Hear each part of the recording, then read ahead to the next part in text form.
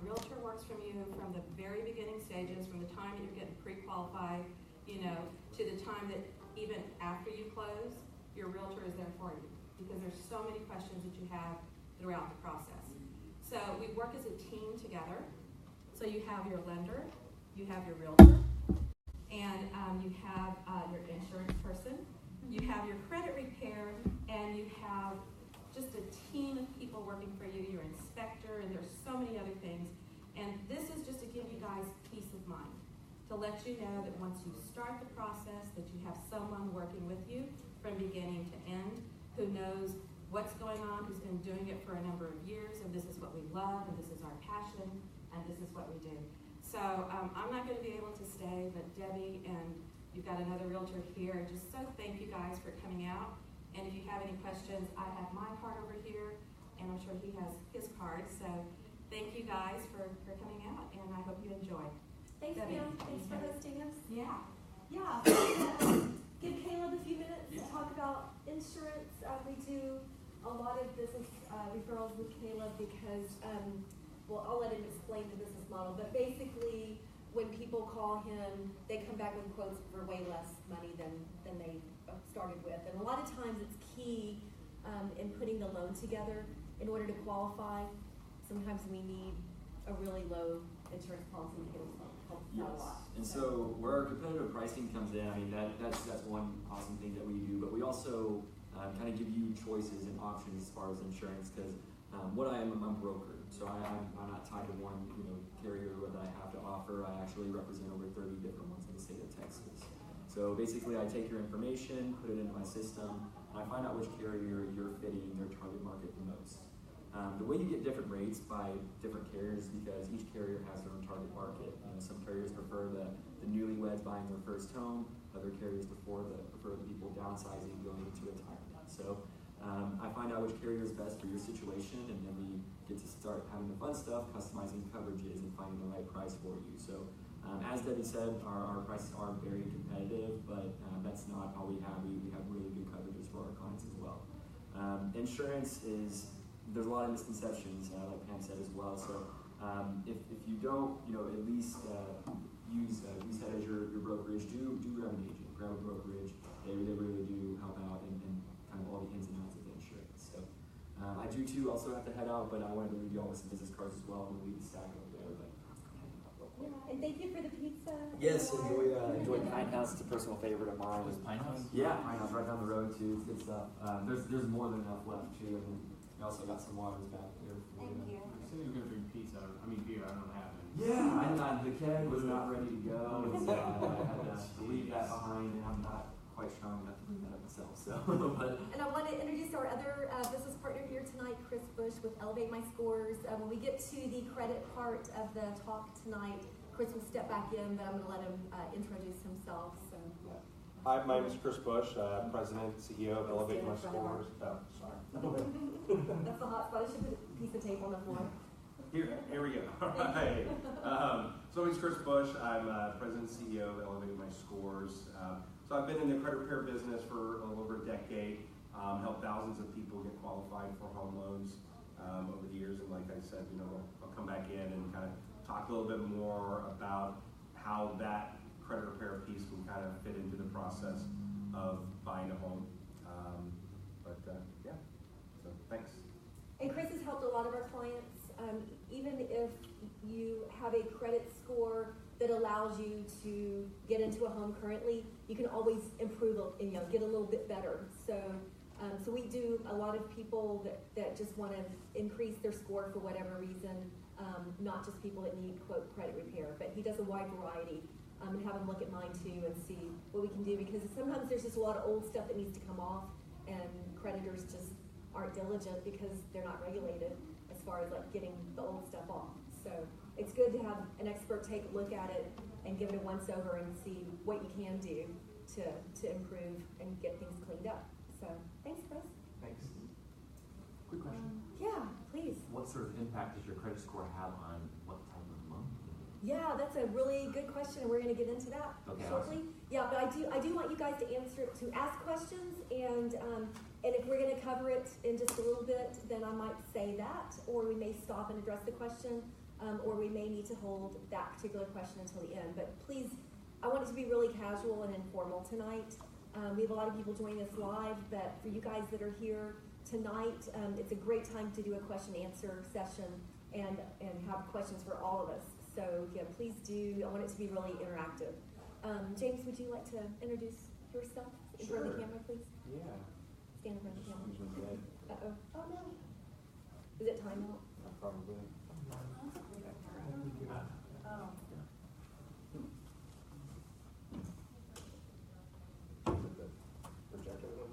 Okay, let's just follow the steps again. Oh, there you go. Yeah, that's probably what we need. Well, while we're doing the technical difficulties, I'm the other half of the lending equation here. Debbie and I, business partners, we work together, and so I've been in the mortgage industry for a long time. I've been a loan officer about 2 years, and before that, I was working in operations. So I have a lot of insight into the mortgage process, really from start to finish. So that's what I add. Debbie was a real estate agent for about 2 decades, so she obviously adds a whole other side of expertise to the equation. So just a lot of knowledge between the two of us. So. Oh, there. It looks like it might be trying to wake back up again. Oh, seeing something. I know. Awesome. There you go, step one. It's just okay. Oh, perfect. Oh, I was like pushing buttons. Okay. Yeah, just don't let it go to sleep. I guess we have to just maybe as we're moving forward. Cool. Okay. Yeah. And then maybe we can move this around where people can see the screen a little bit better. Thank you guys that are joining us online this evening. And then you can type in your questions too if you have questions. So, okay, welcome. And my name is Debbie Richardson. As James said, I was a realtor for a really long time. I still love real estate because I love helping people and I love helping people buy houses. I've just stepped into the lending world, and I've been doing this for 8 years, and I really feel like it's my calling because it's my passion. So thank you guys for coming tonight. James and I really love helping first-time home buyers, and we really love people that have questions, and we love putting out education because we feel like the more you know, the better decisions that you can make. So that's why we do these classes. So if you're just getting started, you may be standing here at the intersection of confused, unsure, unclear, perplexed, disoriented, and bewildered, and that's where everybody starts. So tonight we're going to talk about the hard way, or you can take the easy way. So where do you start? Again, knowledge is power, so that's to make a plan and decide now to take the first step. And remember, when you're planning to buy your first home, it doesn't have to be your dream home. So start from where you are and stop paying someone else's mortgage. And we're going to talk a little bit about why it makes sense to buy a home versus renting. So the big reason is, especially here in Austin, but also nationwide, rents are on the rise.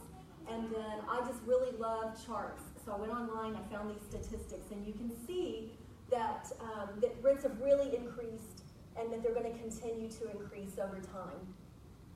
And then this is really the average rents in Austin neighborhoods. So in East Austin, up to $2,000 a month for a 2-bedroom apartment, which is like crazy. Because imagine the house that you can have for that, for any of this, for example.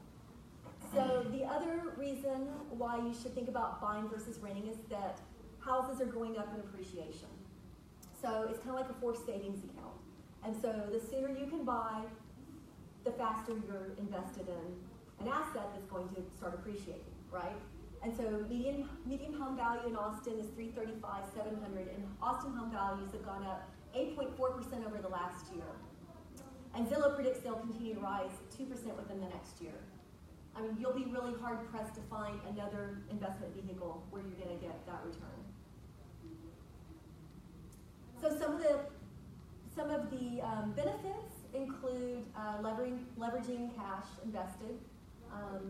It's an investment that people can understand better than buying stocks because they get the tangible daily lifestyle benefit of living in the house. So it's a twofold thing. One, you get an investment vehicle with an incredible rate of return, and two, you get a great place to live. And then the biggest reason is because you get the freedom associated with owning your own house. You can paint the walls blue if you want to. You've got some tax benefits. The mortgage, the principal and interest stays the same over the life of the loan if you have a fixed loan versus your rent being adjusted and going up every time your lease comes up. It's like a forced savings account because the property appreciates in value over time. It's a chance to build equity and credit, and you don't have to deal with a landlord. And your dog needs the yard. Or your kid, or both. So I always tell people the mortgage loan process is like putting together a puzzle. So you give us all the pieces, and we lay them out, and we put them together. And so when we put the pieces together, then we have the entire overall picture. So I really love this job because I love putting puzzles together and helping people. So step one is to start with a mortgage loan application. Most loan applications are done online. You just click on secure website and you just fill out some basic information.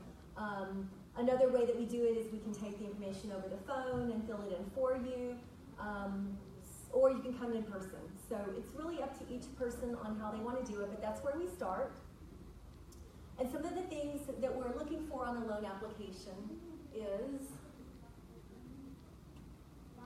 your current address and the last 2 years of address history.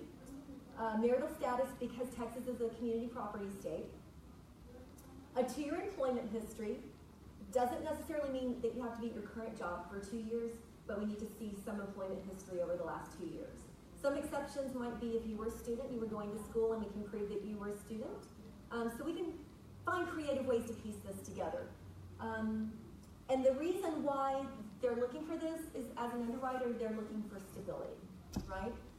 Do you have any dependents? Do you pay or receive child support or alimony?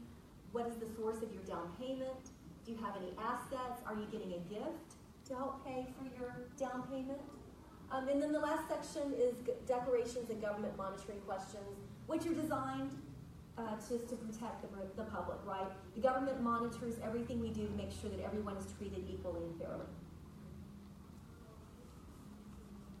And then just some of the items that we need when we get started is a driver's license, your pay stubs, bank statements, tax returns, W-2s or 1099s, any additional account statements if you're withdrawing from a retirement or 401k, gift letter for down payment if you need it, and then a divorce decree if applicable. So it's pretty basic. Everybody's the same. We ask the same things for everybody.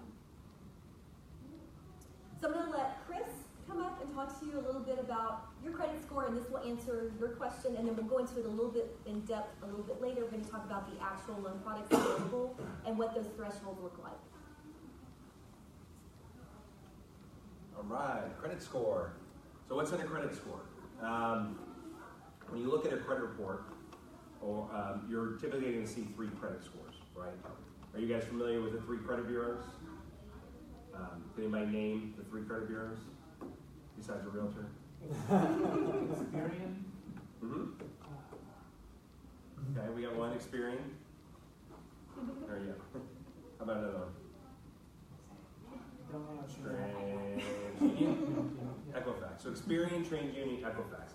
Those are the 3 main credit bureaus that we care about when it comes to purchasing a home. Okay? Wasn't Equifax in the news? Equifax was in the I'm news. trying to remember what happened, but Kind of like a breach where pretty much everybody's data was sold to the dark web, the Russians, you know. The Russians did it. my wife's Russian, you know. Yeah, I think he's all there. You're like, why you picking on my wife? She's watching, bro. Sorry, wife. So the 3 credit bureaus, they're repositories of information. So all of your credit information, everything you've done, good, bad, otherwise, is going to be collected by these 3 private entities. The government, they regulate it, but they do not own that information. Okay. And so sometimes people get confused about that, and they have to understand that these are 3 privately held companies. And I think that helps you understand how they interact and how they work when you understand that little piece of it right there. Now, when a mortgage company, when you go first, you're probably going to talk to your realtor. Your realtor is going to say, great, well, let's get you over to James and Debbie. You're going to go to a website, probably fill out application, tell them a lot more stuff than you really wanted to fill out on a Monday night, and then the next day they'll pull your credit report and they'll say, hey, do you qualify? And they're going to pull 3 credit scores: Experian, TransUnion, Equifax. Now, do you think when they pull those 3 credit scores, they're all the exact same? No, they're different. They're all different, right? Those 3 are the same. Why would those 3 be different? Probably because they handle all of I don't know. Yeah, no, I mean, different creditors can report to different credit bureaus. So you may have a medical collection agency that reports just to TransUnion, but doesn't report to Experian and Equifax. And then you could have another one that reports to all 3. Okay? But even more complicated than that, and this is where everything's just like in the credit world, is what's called an algorithm. Okay? An algorithm is a mathematical formula. It's a little bit more complicated than 2 plus 2. Okay? It's a very, very complicated way to compute a score. And that score essentially is a way to tell banks and lending institutions, hey, are you going to pay them back? And that's essentially where it came from. It's like, is somebody going to pay us back? Because before that, like when my parents bought a home back in the late 70s, I mean, there was no credit scores. The banks had to go through all sorts of decisions and looking at it, and you had a person in the room, and that person basically made a decision based off of everything they saw, whether, hey, okay, I think this person's going to pay us back. Let's lend them money. But then they came up with credit scoring and tried to make it a little bit simpler. Okay? Credit scoring itself was actually invented back in the 60s. It was adopted by the mortgage industry in the 80s, and now it's pretty much standard form across all type of lending decisions. You're going to use some kind of credit score. Okay? Now back to those old mathematical formulas that we talked about. Now, how many people look at their credit score on their phone? Like Credit Karma or a credit card app, something like that. What sites do you use? Credit Karma. Credit Karma? Okay. Yeah. Have you guys ever looked at Credit Karma or anything like that to see a credit score? I look at my credit card thing. Your credit card thing? Yeah. It tells you. And it could be on your phone. I say on the phone kind of in a joking way. Because people are like, well, my phone says my score is this,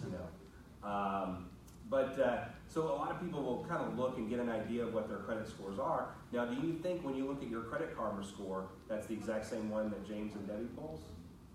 Probably not. Probably not. The way that you're asking that. I'm just going to deduce that the answer is no. But did you think prior to me asking that question that the answer was they were the same? Not really, because Yeah. Credit Karma gives you 2 different scores, I think. One's for Experian, or Right.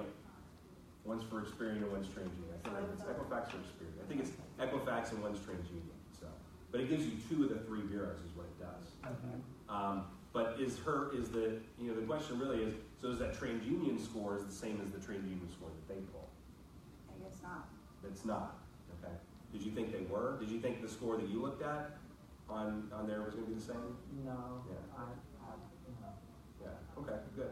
I mean, there's no right or wrong answer to it. But It's people just more do. of a. People But people all do. all the That's time the thing. say, That's the point of why I was asking that question, because people do think that. They're like, well, yeah, of course. There's one Experian score, there's one Equifax score, there's one TransUnion score. And if I go buy a car or buy a home or get a credit card or look online, it's all the same score, right? The answer is no. There's actually 100 different ways to compute a credit score, okay, across 4 different main industries. The auto industry, the mortgage industry, insurance, credit card, and then the internet. And the internet's really kind of the wild west of credit scoring. So when you go to the internet, to a site like Credit Karma and other of these sites, a lot of times they can use different mathematical formulas to compute a credit score. So sometimes you can go to different websites and see different credit scores. Now, most of them on the internet will use a singular type of credit scoring model, what's called a Vantage model, okay? But in the lending industry, they use something what's called a FICO model. Has anybody ever heard that term before, FICO? Okay. Now even when you go to your credit card, like Discover, Capital One, they'll tell you, like, click here to see your FICO score.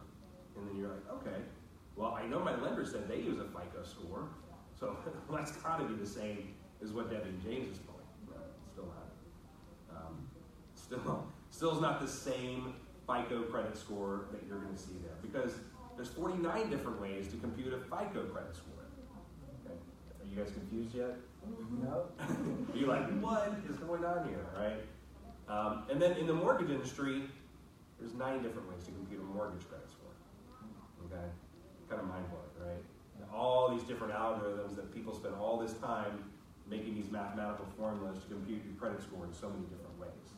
So it can get really confusing and a lot of times very frustrating when you're trying to look at something. And that's where a lot of times it does help to kind of trust the professionals, you know. So if you go to James and Debbie and they pull your credit report and they say your credit score is this, you qualify, or no, you're a few points shy, there are people, and I talk to them all the time, like, well, we just went to another mortgage company hoping that we'll get a different answer. But the answer is going to be the same. Because pretty much 99.9% of mortgage companies are all going to use the same mathematical formulas. That's probably the one thing that across the board is the same. It used to not be. It used to be actually mortgage companies. You could go to different mortgage companies and get a different answer. But pretty much now you go to all these different mortgage companies, they're going to tell you the same answer. That if your scores are the same, going to be the same with James and Debbie as they are with XYZ mortgage company down the road. Okay, and that's because each mathematical formula for the mortgage industry is going to be assigned to each credit bureau that I just mentioned: Experian, TransUnion, Equifax, in the mortgage industry, so that when they pull it, it's the same pretty much across the board. All right, and there's no rule or regulation that's caused that. It's really just more, that's how it's happened. I can get into a lot of inside baseball details to why, but it would just bore you and you guys would fall asleep. And then we have to be like, coffee. But the bottom line is you need to trust your professionals and not sit there. If they tell you, hey, you're not qualified, then you need to take that and then listen to what they say to do in order to help get where they need to be, rather than be like, well, I'm just going to go shop and talk to 15 different people until I get a yes. It's not like the car industry. In the car industry, yeah, if you go to Mercedes-Benz and you apply because you see this, Benz that you really like, and you're like, oh, I'm going to go buy that car. And then they say, no, we can't. Well, it's like, all right, well, I guess I can't get a Benz. I'm going to go down to Ford. And then they're like, oh, yeah, we got financing for you. Or if Ford tells you no, I'm like, well, I'm going to go down to Johnny's lot over here that's around the corner from my house, and they'll definitely give me a car, right? It's not like that in the mortgage industry, okay? It's totally different. You're buying something much bigger than a car, so there's a lot more different rules. So that's kind of, what is a credit score, and in the best layman's terms that I can put. Any questions on that? I mean, does that kind of make sense and help you understand a little bit better what is a credit score? Or are you guys just shaking your head in agreement? Or do you have any questions? I'm just wondering, like, which credit score do y'all really go by? Oh, that's a great question, actually. So when a mortgage company pulls it, they're going to pull all 3, like I mentioned, and they're going to use the middle of the 3. Sometimes you'll hear of it called a mid-score, okay? That means they're going to throw out the highest and throw out the lowest and use the middle. Now, the reason why I'm very clear about that, it's not an average, it's not a median, it is a mid-score. That means literally, if your highest score is a 784 and your lowest score is a 376 and your middle score is a 578, then it doesn't matter how high this one is or how low this one is, it's going to be 578, and that may not qualify, or one could be a 578, one could be a 577, the other one could be an 850. It doesn't matter. Your middle score is still a 578. And if there's more than one borrower, they're going to take the lowest middle. Yep, and if there's more than one borrower, they're going to take the lowest of those 2 middle scores. So, and sometimes if both couples are going to have income, right, that are going to be contributing. So, and I talk about that all the time when I'm talking with couples on the phone. They're like, well, I work, but my spouse doesn't. And so they're going to be qualifying, and then it can get even confusing when you're talking about VA and things like that. There's a lot of decisions that might have to be made when you're deciding, like, for us, when we're talking to clients about the credit repair piece of it, who are we going to work on? Sometimes it's both, because it can be an affordability thing. Sometimes it's always best to work on both credit if both people have that credit. But, but sometimes the answer is, well, let's work on the person who actually is going to be on the loan. But if both people have contributing income to the loan, then both of those scores have to qualify. So how does your credit scores affect your interest rate? Kind of basically, kind of answering your question a little bit. Borrowers with high credit scores tend to get lower interest rates on mortgages than borrowers with low credit scores. And a lot of that, also depends on the actual, type of product that you're getting. A government-backed loan, which is an FHA, a VA, which is, if you're in the military, or a conventional loan, and then USDA has its own set of rules. The one thing is with conventional, and I'll let them explain, you guys talk about that, more on that. When they talk about that, you'll kind of understand a little bit better that with conventional, there's like these tiered systems. Every 20 points, you get a higher credit score. So even if you have a good credit score of like a 680, you can get qualified. But if time is on your side, like let's say you're building a home, it could be that, hey, let's try to increase your scores to get a better rate. And then credit score of a 740 or higher, there's really no, and I tell people all the time, like, why are you sweating your 780 credit score? Don't worry about it. You can't do any better. Like, well, what can I do? I got a 780. Can I do anything to make it better? I'm like, well, who cares? Go out and party. I don't know. You got a 780. Don't worry about it. You don't need an 800. And it is difficult but possible to get a mortgage with a credit score under 620. And that's true, and that's why we always tell people kind of that magic number is kind of like that 620, 640 range. So if you don't really know, well, I don't know what kind of product I'm going to be put into or what kind of home I'm going to buy. Well, let's try to shoot for a 620, 640 and go from there because it's going to make things a lot easier with the mortgage company. So no credit. So for people that don't have a credit card, they may or may not realize this, but you're actually missing out on a big chunk of your credit score. So the mortgage FICO scoring model is like a pie. So we got the pizza pies over here. You visualize it. Let's say you have 5 slices that aren't quite the same size, but 30% of it is of that pie is your credit cards.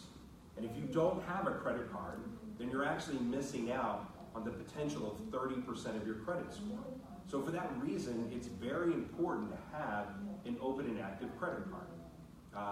And some people don't realize it, that it really could mean the difference between you getting a home loan or not. And I've told people that before. It's like, well, Chris, I don't believe in credit cards. It's like, well, I guess you don't believe in buying a home either, because I'm just going to tell you right now that if you don't build your credit and get revolving credit, you're not getting in a home. I mean, it's unfortunately, it's that simple, that in order to get credit scores high enough, you have to be scoring in the entire model. So it's very, very, very important. And even if you get like a low limit credit card, that's fine. It doesn't have to be some $5,000 credit limit card. And you think, oh, well, if I can't get anything, that's a $5,000 credit limit card, what's the use? This little $200 limit credit card is not going to do me any good. No, that's not true. It can't. It can definitely do you a lot of good. And I've seen people raise their scores 40 points just by adding a couple of those small low limit cards. So a secured credit card, if you have bad credit, a lot of times people will have to get what's called a secured credit card when you're building your credit. Now, do you guys know what a secured credit card is? Okay. Amex? Nope. An Amex is actually more of an open line of credit, and it's actually very, very unsecured. So, meaning you have to have pretty much stellar credit to get it. It's probably one of the hardest cards. Then you pay Amex off entirely every month? Yeah, you pay Amex off every month, so it's what's called an open line of credit. It's not a revolving line. It doesn't score in that section that we just talked about, yeah. So a secured credit card, it's like if you go down to your bank and you open up a savings account for $200, and then they say, hey, I'm going to give you this credit card. We're going to hold on to that $200 for you, and this credit card now has a $200 credit limit on it. But guess what? If you stop making your payments on that credit card, we're keeping that $200 in that savings account. Okay? So that's why it's a security deposit. It's to secure that line of credit. All right? Just like when you move into an apartment, what do you put down? A deposit. A security deposit, right? Yeah. And then when you move out, what happens? If everything's clean and all that stuff, what happens? You get it back, right? Same thing with a secured credit card. So you put the money down when you get a secured credit card, you close that account, you get that money back. Now, if you stop making your payments on it, well, they're going to keep that money, and guess what? They're also going to come after you for the balance of all the purchases that you've made. And that's why it's always good just to keep it like a low limit. But it also reports to the credit report just as if it's any other type of credit card. Okay? Now, there's so many myths like, oh, I heard secured credit cards are better than unsecured cards. I'm like, no. I heard unsecured cards are better than secured cards. No. They all report the same. It's a revolving account. That's all that matters. And now, it is possible, even though you're putting your own money down, to actually go to your bank, and if your credit score is not good enough, get turned down for a secured credit card. Most people don't even realize that. So we actually have some people that we refer to. There's a credit card company called Open Sky. It's actually really hard to find. I just had to search the web and find it. No, I'm kidding. I went to creditcards.com and I went to secured credit, and it was boom, it was right there. If you go to creditcards.com, go to the little link, they click on the link that says secured credit cards, it lists a whole bunch of them, and one of them on there is Open Sky, and it says no credit check. So that means I haven't had a client that's gotten turned down for it yet.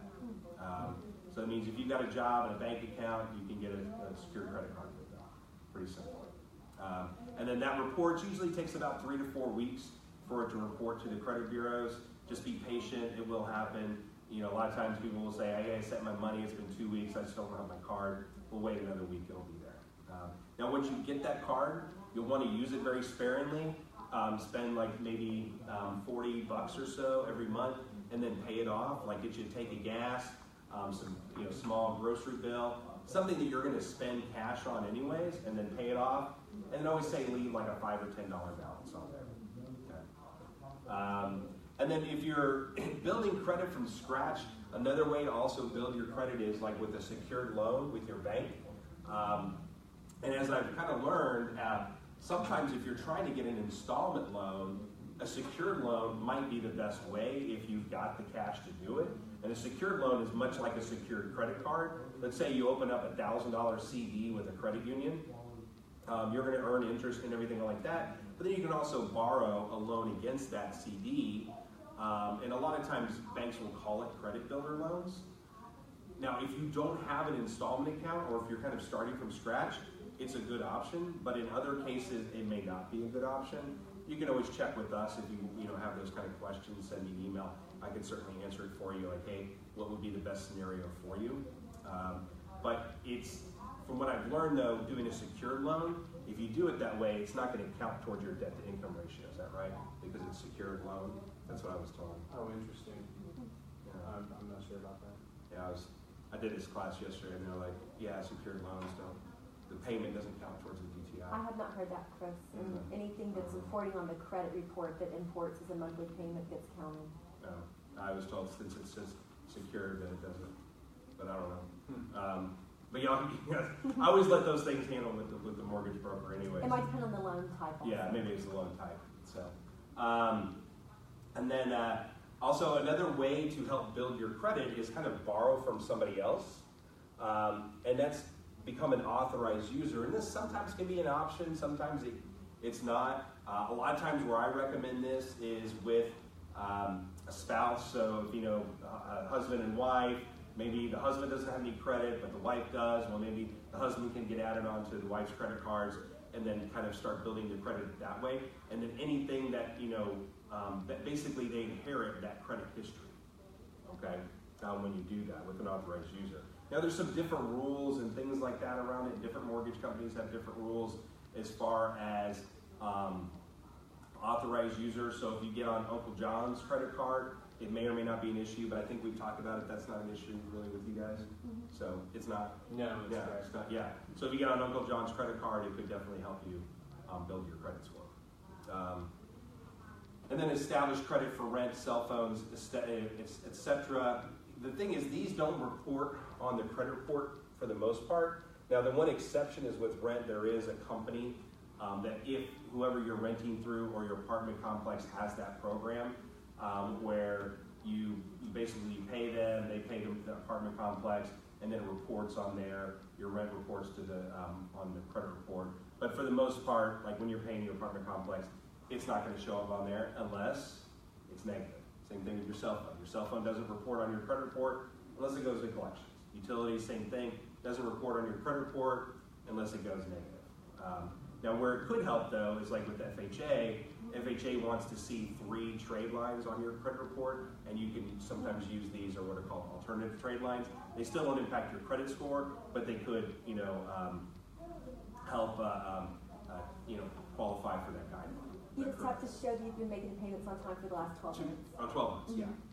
Did you have a question? Yeah, I had a question. What about like say the Home Depot, like those credit lines that they give you, like in the store credit cards?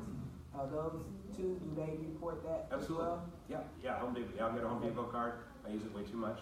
It's Home Depot is actually a good one that shows on there, and if you make your payments on time, you see your credit limit increase. I think I started off with like 300, and now it's 3,000. So, it's Home Depot's a good one. All your store cards and everything on there. Now there can be a difference. I actually had a client; she had 25 store cards on her credit report, and it was hurting her credit score. It's not a set answer, but I would say probably if you had like from a store card perspective, probably more than 10.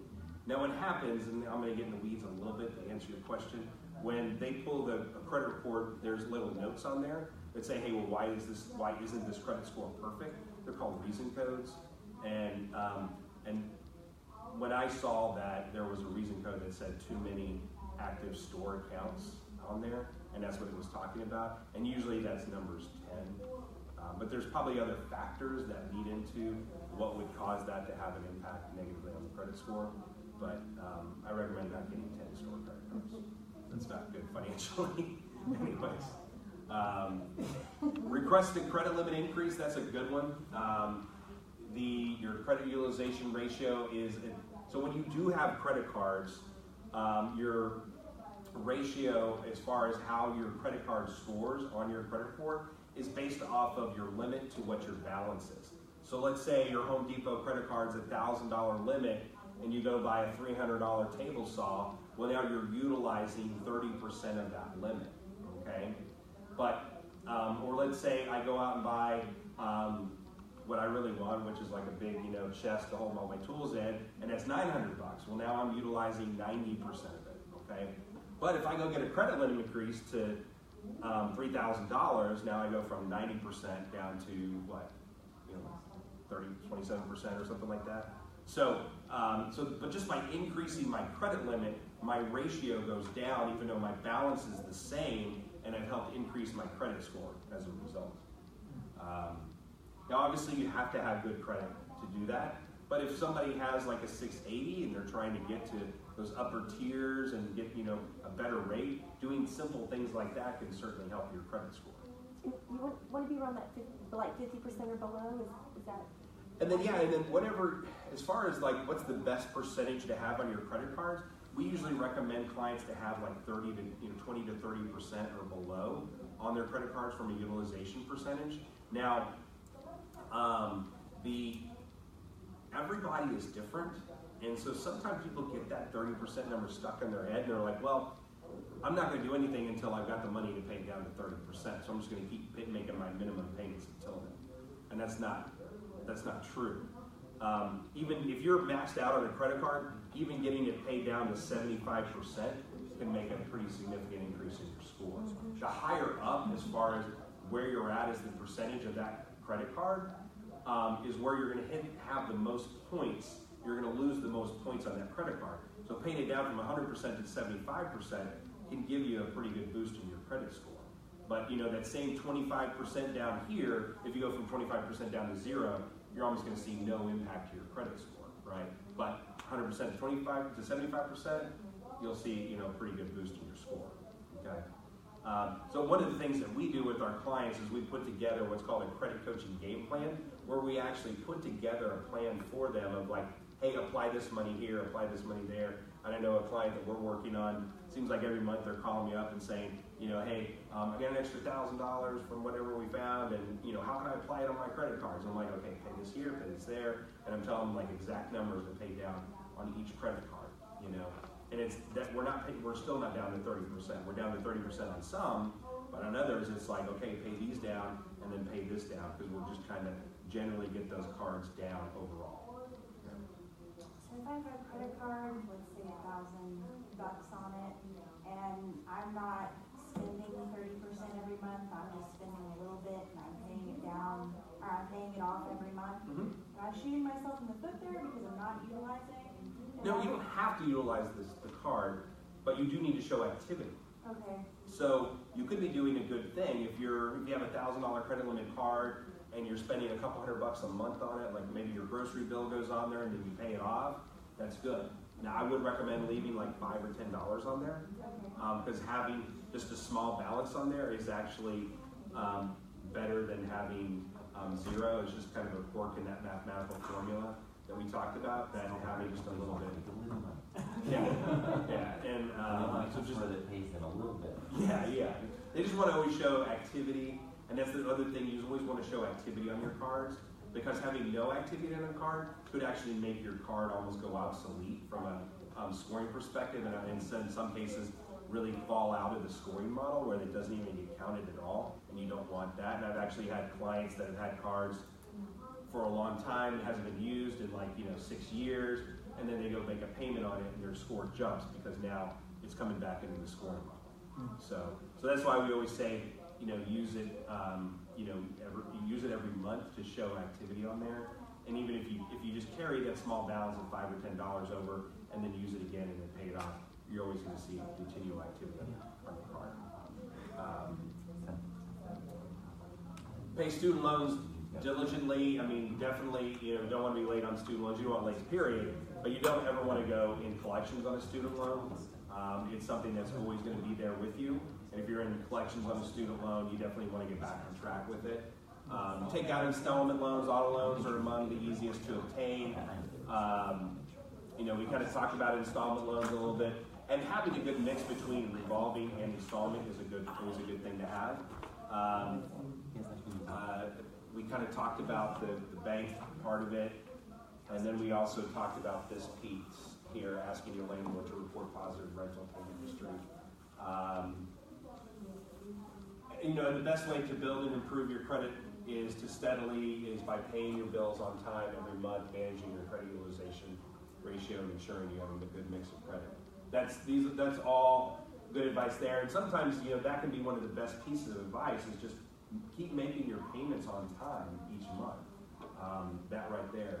Can I ask you this? Yeah. Like if you used to making your payments on time and then you kind of like mess up like maybe once or twice, with a late payment, would that hurt your score? A late payment can definitely hurt your score right away, boom, right at first. A lot of times it's because, number one, you're past due. That's a negative. Number two, it's a new, late payment on there, so that's a negative. And so those kind of two things hit you all at once, and I've seen people's scores drop 100, 150 points just off of one new late payment. The thing is, with late payments, you can get those scores, the points back quickly. And there are some cases where if you have you've been on time, you've had a credit card for 15 years, you've never made one late payment, all of a sudden, boom, you have a late payment. I would say maybe you got about a 30% chance of calling him up and saying, the dog ate my homework, and the dog ate my credit card bill. Can you, make it this one-time exception and remove it? I've heard of people doing that and having success with it, but not always. So. Okay. Well, thank you guys. It's nice to meet Thanks. everybody. Yeah. And if you want more information from me, there's a flyer over there, and then my business card over there as well. Yeah, it's the guy on the top of the mountain. There you go. Was that it? Was there anything else? All right. Any questions about? Any other questions about that? And Chris will be around afterwards if you guys want to chat. Yep, definitely. Thanks. Chris, you give all of our clients a free initial consultation. So everybody gets a free full consultation when you, if you have any questions, or even if you just want to talk about stuff, there's no obligation or no cost just to give us a call. So, thanks. Cool. Chris does really good work for us for sure. So, okay, delve right into it. Debt to income ratio. You guys heard that term before? Probably maybe once or twice. So it really is kind of the one of the key qualification factors when you're looking at really any loan, and it's super important in a mortgage qualification for sure. And it's exactly what it sounds like. It's your debts relative to your income. We had this conversation yesterday. So cool. Hit me. Sweet. Lots of words. Don't worry about it. What you do need to know is that it's really very simple. It's just it's a ratio or a percentage here. Your debt to income ratio equals your debt divided by your income, and it gives us a percentage, like I said. So the point is, and you just think about it like this: if you make $6,000 a month, you want about $3,000 in debt. No more than half of your income should be taken up by debt. Credit cards, student loans, You mean total balance or monthly payment? Excellent question. So a lot of times people start in with the balance. When we're talking about debt to income ratio, the balance actually really has no bearing apart from how it impacts your monthly payment. So the monthly payment is all that matters when we're looking at the debt to income ratio. So obviously, higher balance, typically a higher payment, but at the end of the day, all that matters is that monthly payment. So if your credit card is $20, car payment's $500, and your income is $2,000 a month, then you're probably in pretty good shape. Okay, but don't forget, you've got to account for your rent or mortgage payment in that debt to income ratio too. So, generally speaking, 43 is really where you should be at. That's a nice, comfortable position. And again, 43. So you can kind of do that for yourself in your head. You can go, okay, what are my monthly debts? Okay, what's my income? Am I close? Pre-tax or post-taxing? Oh my goodness. Another excellent question. So we are talking pre-tax on everything. Planted you in the audience to ask good questions. These are not like pre-canned, just like I'm asking. Pre-tax. Thinking about buying another house. Yeah, these are all That's good. right. Good We know a good realtor. So yeah, it is all pre-tax. So before taxes are taken out, we're gross, right? So excellent. And this debt question. to income ratio is what determines whether you can qualify for a particular loan product or not. Each loan type has a threshold. Mm-hmm. And sometimes what we'll be doing is we'll be working with you guys trying, okay, so we know that we can't really impact the income, right? You go ask the boss for a raise maybe, but at the end of the day, sometimes we just have to start chopping away at some of the debt. So maybe paying off some of the credit card to reduce that monthly payment. So a mortgage payment. You guys have a flyer out there that breaks down a mortgage payment, and it is comprised of 4 pieces, and then potentially mortgage insurance too. Go through these really quick. Hazard insurance, just like car insurance, that's what Caleb does. You always have to have insurance on your home. Real estate taxes are a huge piece of the monthly mortgage payment. Real estate taxes in Texas are very high, so I'll kind of get into that here in a second. Mortgage insurance. Mortgage insurance exists to help people buy homes. That's why it exists. Decades ago, if you didn't have 20% to put down on a home, you couldn't buy a home. So now, if you have less than 20%, you can take a little mortgage insurance, put down 5 or 10%, and you can still buy a home. Back up one more time real quick for me. The other piece, and this is of course is the big part, is your principal and interest, and that's what you're contributing monthly into your equity. And then real quick, you see you've got your principal and interest right here. This other huge chunk is real estate taxes. So it can be, almost half of your monthly mortgage payment is going to be real estate taxes. So that's just the way that it is. No income tax. Yeah, well, they get you one way or another. A whole bunch of jargon, guys. This is a screenshot from our system. Okay, I'll run through it super fast. It's a conventional loan. Blah blah blah. A purchase price of $151,000. 3% down payment is about $4,500. Okay, and interest rates are somewhere in the 4s right now. So your total monthly payment, I don't know if you guys can see this, but principal and interest, $775. Insurance, $50. Real estate taxes, $270. A little bit of mortgage insurance, $75 for a total of $1,185. So $150,000 house, mortgage payment, $1,185. Just to give you guys a range, kind of a ballpark here. I think we have another scenario coming up to give you an idea. If you put 5% down, oh well, this is a much more expensive house. So. But we're just showing you guys some actual loans that we have working in our system, so you can see the models. So if you want to buy a $450,000 house, 5% of that is $20,000, $23,000. And so once again, just to give you a ballpark range, a $460,000 house, just the real estate taxes are $1,073, principal and interest $2,300, total mortgage payment $3,822. It's a lot more than I could afford for sure. This is, check it out, it's a 20% down on a $300,000 house. No mortgage insurance anymore because we put 20% down. Total monthly payment, $2,000. So if you put 20% down on mortgage insurance, is not. Correct. That's right. Yes. That's right. And you also, this is a little advanced, but you have the option of not having to escrow in your hazard insurance and your real estate taxes. Some people want to take that money and set it aside in their own interest earning accounts. Buy Bitcoin with it. And pay it once a year on their own. So 20% is the level where all of that changes.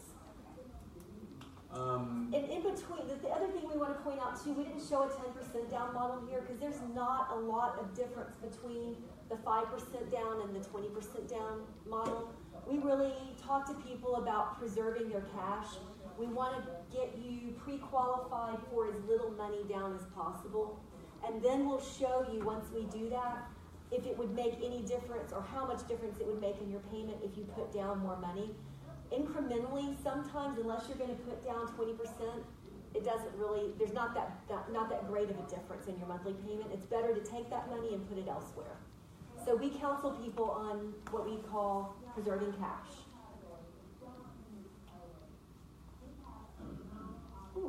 So a lot of times people will call us and ask, hey, what's the rate today? And definitely a loaded question. Interest rates are comprised of a myriad of variables, and ultimately you need to have a lot of data in order to determine what a real credit score is. So remember when Chris was talking about algorithms and how the credit score model depends on all of these variables? Well, that's how interest rates are calculated also. It looks at all of these different pieces and it goes through an algorithm and a pricing engine, and then it tells you what your interest rate is. And it's only good like on that particular day and that moment in time because they change all the time. So if you call a bank and you ask what the interest rate is today and they give you an answer, they didn't really give you an answer. Well, they plugged in that myriad of variables. They just plugged in placeholders, which could be accurate, could be not, could not be accurate. So. But the takeaway here is that all interest rates are personalized. So if you see something that's too good to be true, it's probably too good to be true. So this is just actual ad that I found on the internet where it's telling you like it requires a 760 credit score, 20% down, owner-occupied, single-family home with a max loan of $300,000. It's including mortgage points, which we'll talk about in just a second. So all of these things apply. Like they're just barely legally able to advertise these rates, but they have to, in the fine print, tell you like what all the conditions would be for you to meet to get that rate. So this is a picture of a live rate sheet. Rate sheets are tied into Wall Street and all sorts of different factors dictate what the interest rate might be. So, and we'll just send this to clients. And the question is, what do you want your interest rate to be? So sorry, just to fine tune it a little bit further, it's priced through your loan application in our system. So that's how we get to this screen, is that we went through one of those loan scenarios that we just showed you, and we did pricing based on all of those conditions on that loan application, and then this is what we see.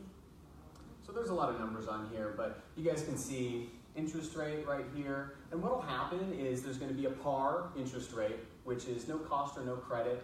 That is to say you can get a 4.875 interest rate, or if you want to have, you say, oh, I have to have a 4.5 interest rate. I have to have 4.5. Well, that's not a problem. You can have a 4.5 interest rate, and there's a charge for it of $18.62, one-time charge at closing.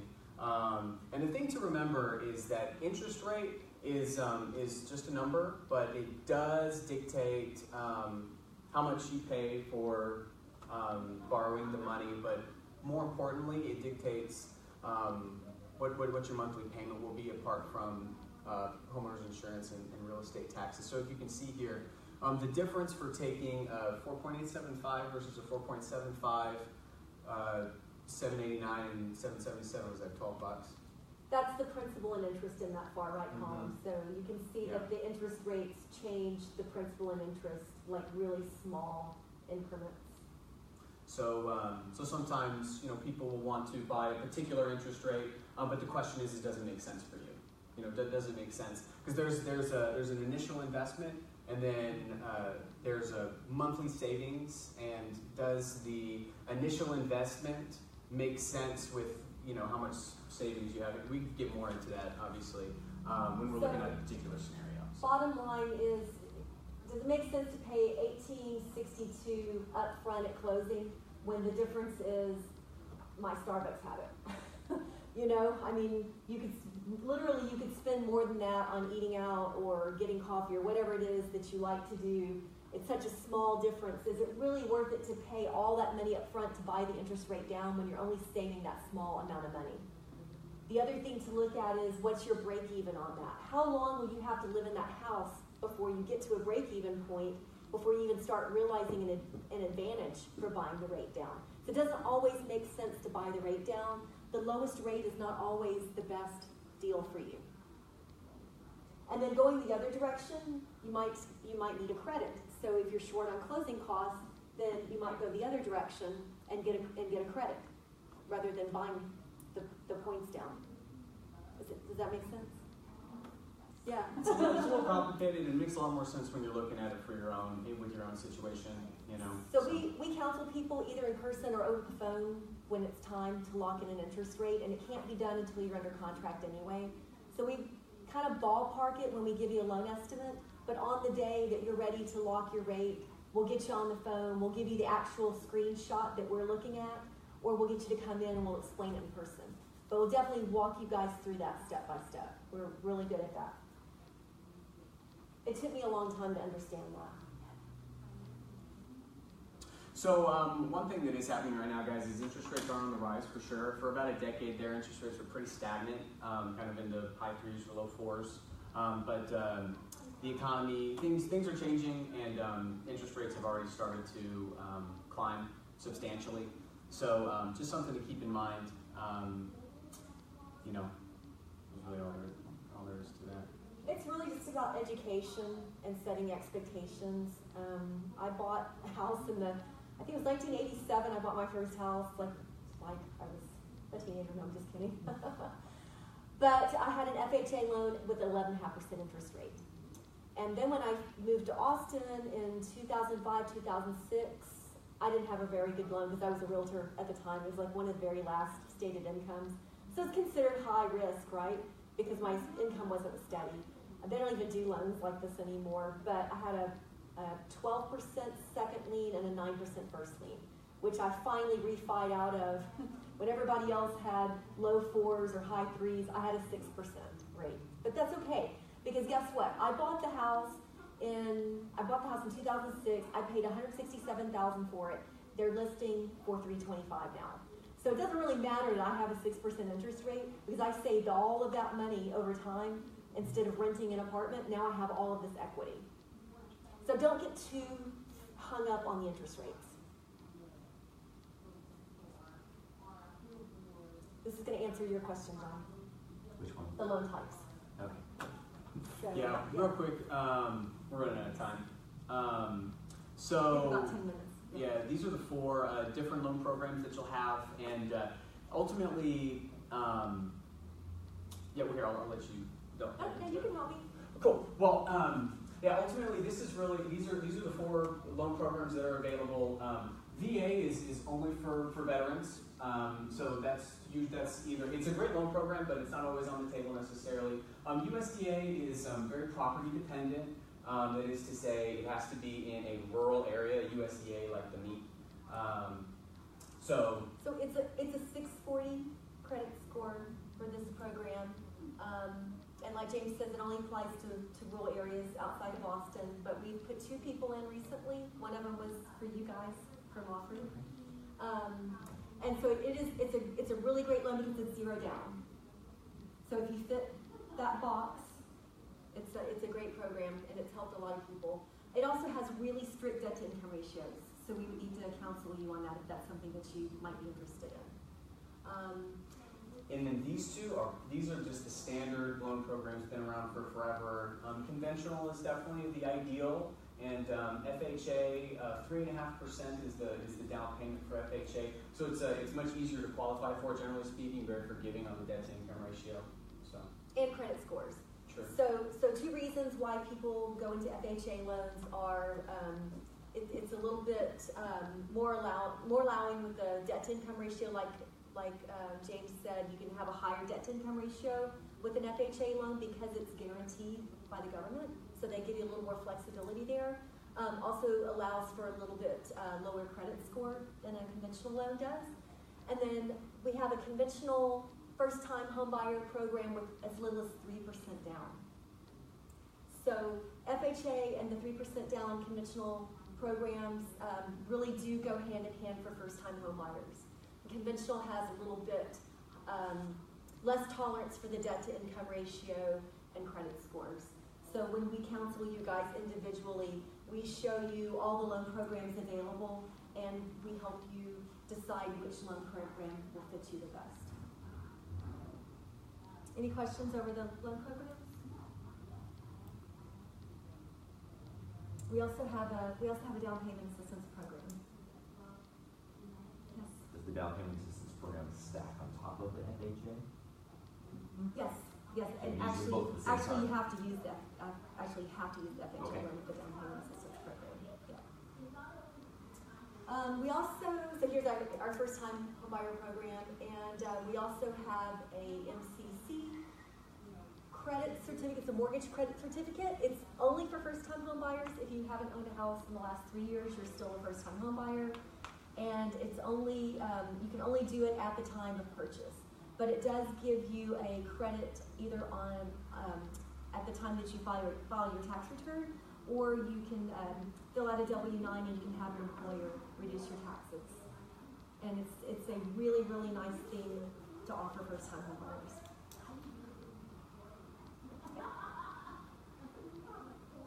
So another item that you have in front of you tonight is a budget worksheet. So now is a really good time to start thinking about the budget, because this is part of the planning process. This is when things get real, right? So I always encourage people to run 2 budgets. Run one with all of your current expenses. Start tracking, where you're spending your money. Can you cut back in some areas? Can you save some money? And then keep a budget running with your actual expenses, but go ahead and put in your projected house payment. Think about what your utilities are going to be like. Think about if you're going to have to pay somebody to mow your yard. All of the expenses associated with owning the new home. And plug those numbers in and start living with those numbers in front of you now, so that you can give it a test run. And then you can start seeing where are areas in your life that you can change or make changes in your budget so that you can start living in your new house. And I think I just said all of that. Yeah. So let's talk about money. So we need money for a down payment, but we also need money for closing costs. So it's 2 separate things. So a couple of things to know. We cannot use any actual cash in a lending transaction. Okay? So you can't take out a loan to get a loan. You can't get a credit card or a cash advance. And Texas is an anti-money laundering state, so you have to be able to source and document all deposits that come into your bank account other than payroll. So we have some really strict rules about that. So you have to show us the money. So what you want to do is some of the options are you can save up money and pay down your debt. Some people get temporary second jobs so that they can bring in some extra money to help do that. That's what James did to get into his house. You can get a gift from a relative, so it's not the same as borrowing money because they sign something that says it's a gift and it doesn't have to be paid back. Do source and document all the deposits going into your bank statements so that when you give us 2 months bank statements, there's nothing on there that causes the underwriter to say, oh, wait a minute, where did this $30,000 come from? Now we need to know where all this came from. Start putting that money in now, so that when you give us the bank statements, you don't have to worry about sourcing. But just know that if you give us a bank statement and it's on there, we have to source it. How far do you have to get a bank statement for? 2 months. 2 months. Mhm. Okay. So if you got like some cash or something, like start figuring out what to do with all of that. So you can also liquidate an asset account. Chris's sister is going to teach a class for us, and we're going to talk about 401ks. James and I got really enlightened on investing money and how 401ks actually work, and maybe some different vehicles for that. Yes, sir? I believe you can borrow against your 401k for the purpose of down payment on home. Yes. To a certain amount. Yes, you can. And so we recommend that versus just straight up withdrawing because you avoid the tax penalties. But now's a good time to start investigating that now. If you've got some accounts, start talking to the people that manage the accounts for you so that you can figure out what's available and what's not available. And then the other thing is you don't want to get hit with any tax penalties. And then the other options are the seller can give you a credit and the lender can adjust the interest rate so that we can give you a credit. And sometimes we can meet in the middle. So, Boom, baby. Check it out. Pro tip. Someone knows. Borrow against your 401k rather than withdrawing, and having reserves may be required or it looks favorable. So if you do have some money set aside in an asset account, even if you don't need to liquidate it, it always looks favorable to the underwriter when you have what they call reserves, so that you're not just living paycheck to paycheck and we're not cleaning you out when you sit down at the closing table. And if you own more than one property, they will require for you to have some money in reserves as a general rule. So closing costs, typically home buyers will pay about 2 to 5% of the purchase price of their home in closing fees. So this is just a little example here. If your home costs $150,000, you might pay between $3,000 and $7,500 in closing costs. And on average, buyers pay roughly $3,700 in closing fees, according to a recent study. That sounds pretty accurate to me. Yes, sir? I think one other fund source is you can borrow against life insurance policies. Okay. Really? Similarly to 401k. Oh, awesome. Not all life insurance policies allow you to do it, but if you have one that builds equity over time when you make payments, Yeah. you can borrow against it. Okay, yes. Yep. Which we're going to invite you to that class, by the way. Okay. So, just real quick, we have about 5 minutes left, and I'm just going to run through some pitfalls. So, over the years being in the business, I've seen a lot of things happen, and so we kind of came up with this big list of do's and don'ts, so you can start thinking about things ahead of time, if you can help it. So, don't quit or change jobs without notifying your lender. Don't apply for any new credit cards without talking to Chris. Don't make any major purchases, so even if you're under contract and Lowe's has a sale on washers and dryers, do not go out and buy appliances before you close on the house. Like, absolutely don't buy any furniture or any appliances or do anything until you have the keys in your hand. The reason is that the lender pulls your credit again, or they do a refresh right before closing, and your debt to income ratio could change in a way that could negatively impact your ability to close on the house. And it has happened, and it's heartbreaking. So don't find yourself in that situation. Don't dispute anything on your credit report. We advise you to go through a credit expert because disputes are not allowed. It could artificially inflate your credit score, and underwriters don't allow it. So if you're going through a process with Chris, he may have you do that, but then it'll be fixed before you get to the point where you're going to be applying. Yeah, we'll work on getting anything off of there. But don't do it on your own. Don't try this at home, kids. Yeah. Don't enter into any deferred payment plans. Don't close any revolving credit accounts because you might actually be hurting your credit rather than helping your credit. Don't co-sign on any loans. Don't acquire any NSF fees from your bank. This is a huge one. I actually had a loan denied because someone had NSF fees on their bank You statement. guys don't even know what that is, do you? It's just as bad as having a derogatory account on your credit report. So just make It's sure. an insufficient funds, in case you didn't know. Don't skip, miss payments, or pay anything late. Don't pay off collections or charge-offs without talking to Chris.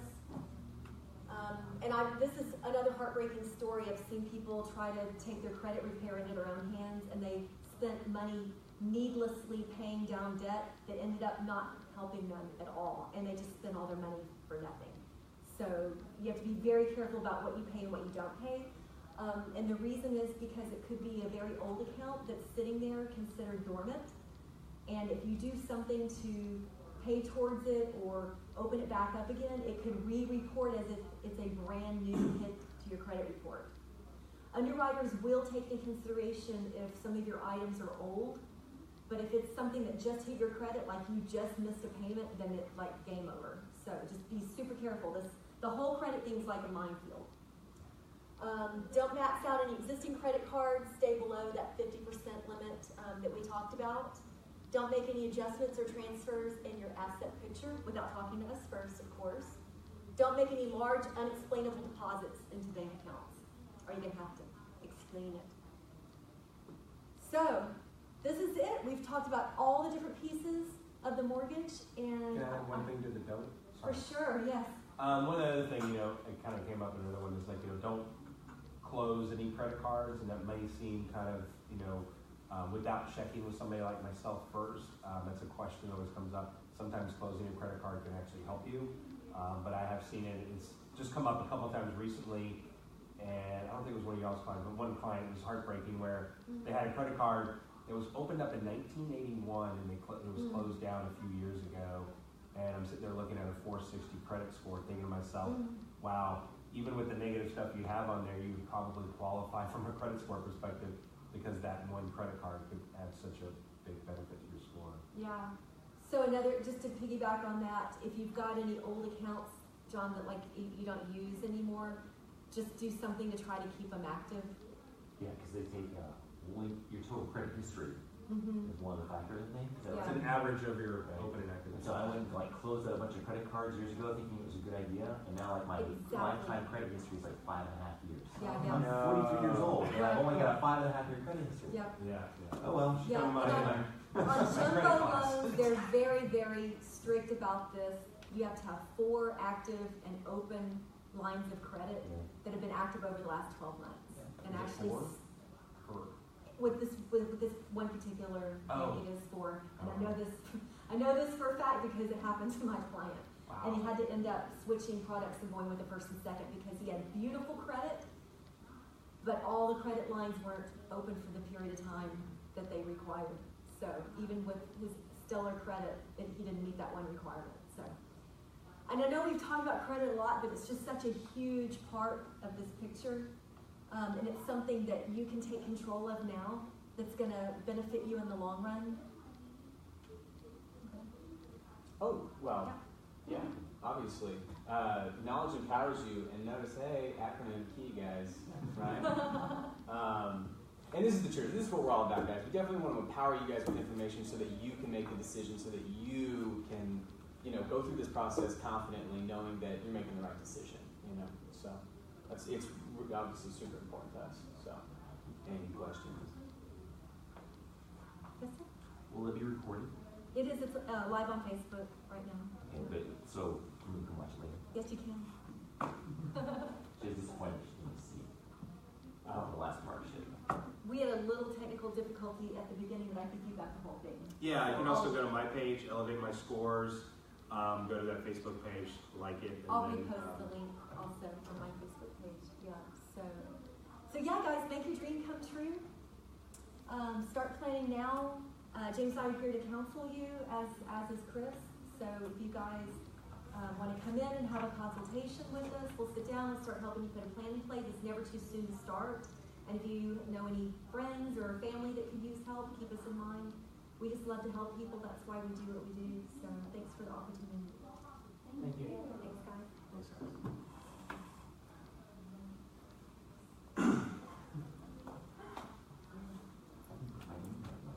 Oh, I knew it was yours, John. John, was it Blackman? It is, yeah. Wow, you get the last name too? Yeah, that's my mom's maiden name. Oh, yeah. Where's she from?